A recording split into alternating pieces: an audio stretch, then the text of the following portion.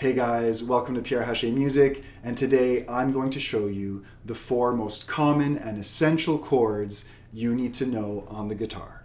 So stay tuned.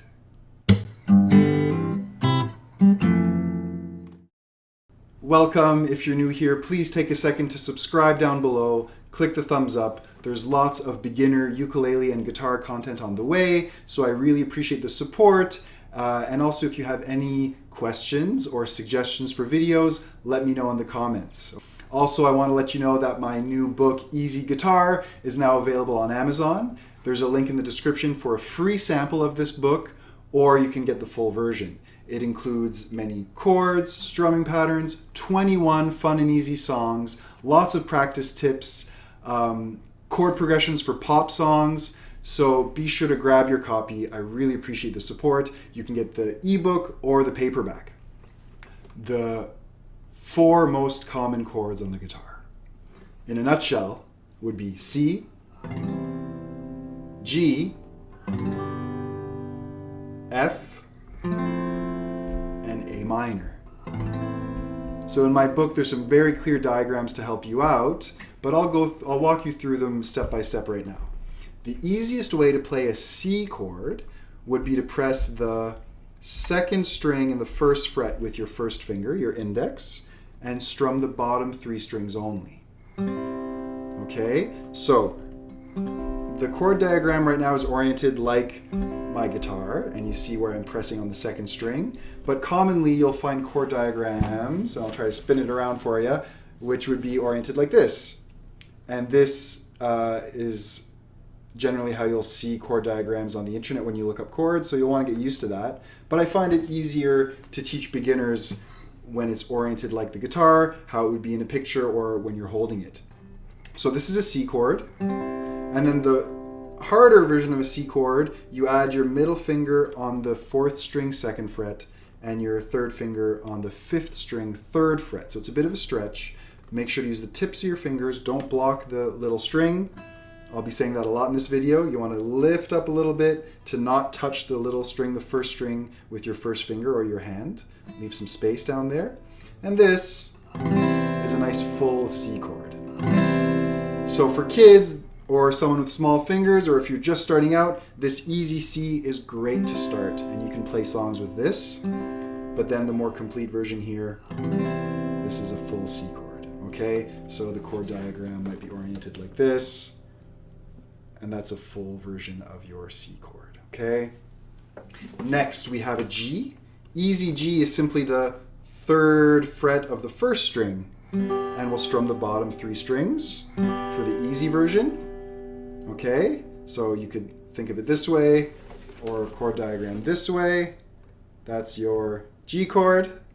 And then if we add the middle finger all the way up top on the 6th string 3rd fret. So there's a lot of space between those fingers now. And my index on the 5th string 2nd fret. So check out the diagram. There's your G chord. Okay, let's spin it around. That's a G. Okay, definitely some chords you'll want to practice. They come up in songs a lot. Next we have an F. F chord would be like this. It's like close to the C, but we're going to start on the 2nd string 1st fret, and then it's the 3rd string 2nd fret and 4th string 3rd fret. So kind of like a little staircase. Doot, doot, doot. Okay? And that's an F chord, like this. And for this one, you'll want to strum just the bottom 4 strings. It'll sound better that way. So this is an easier version of the F chord. I'll link to a video here that'll show you some other variations of how to play that F chord.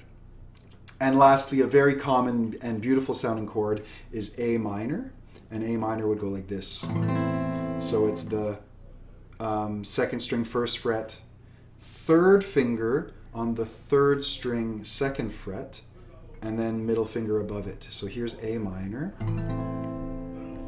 And you can have the diagram oriented this way, and that would be your A minor chord. So this is how you would commonly find it represented in chord diagrams. Okay, so make sure to practice that one a lot. Once you get these variations down, you want to practice switching between them. So for example, I could go from easy C to easy G. Just back and forth, nice and slow, one strum per chord. And that's a great exercise to get you started. And when you're ready, you can do the full versions. Here's full G to full C. And getting this down really opens up some doors as far as playing songs, okay? Or here's one more example. We'll go A minor to F, okay? Bear in mind for the F, it sounds best to strum the 4 bottom strings, but it's not the end of the world if you strum them all. And for A minor, you can strum all the strings or the 5 bottom strings. There'll be a slight variation in the sound there. And then to F. Okay, so A minor, I can strum the 5 bottom strings, and F, the 4 bottom strings, starting from the 4th. You'll get a nice sound that way. Okay, that's a good transition to work on as well. Notice that my index stays put. My index stays in one spot for this one. So I don't need to move it, so to be efficient, I don't. And I just practice that movement like that. Okay? So be patient, guys. You want to try these one at a time. Make sure you have a nice sound. Sometimes it's good to pluck one string at a time and kind of test. You know, if I'm doing an F and I'm getting that kind of stuff, I want to adjust my hand to use the tips of the fingers, lift up a bit, create a bit of space underneath so that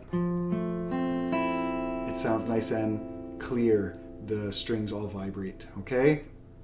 I hope you found this helpful. Again, link in the description to a sample of my book that will help you out, or grab the full version. I really appreciate the support. Let me know in the comments if you have any questions or suggestions for future videos. Be sure to subscribe, hit the thumbs up, and I'll see you guys in the next one. Thanks so much.